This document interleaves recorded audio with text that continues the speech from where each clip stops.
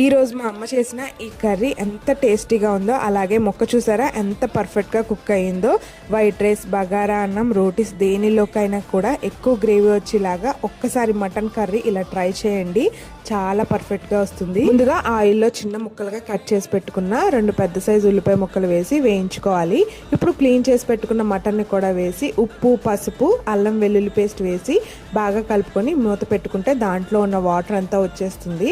ఇప్పుడు దాంట్లో గరం మసాలా పౌడర్, అలాగే గ్రేవీ కోసం అని చెప్పేసి కొబ్బరి, జీడిపప్పు, గసగసాలు పేస్ట్ చేసి వేసుకున్న తర్వాత రుచికి సరిపడా కారాన్ని కూడా వేసి బాగా కలుపుకొని ఇప్పుడు ముక్కలు మునిగేంత వరకు వాటర్ వేసి పైనుంచి కొద్దిగా కొత్తిమీర వేసి కుక్కర్ ఒక 5-6 విజిల్స్ వస్తే చాలండి. మటన్ ఎంత పర్ఫెక్ట్గా కుక్ అయిపోతుందంటే చాలా టేస్టీగా ఉంటుంది. ముక్క మాత్రం చాలా పర్ఫెక్ట్గా కుక్ అవుతుంది.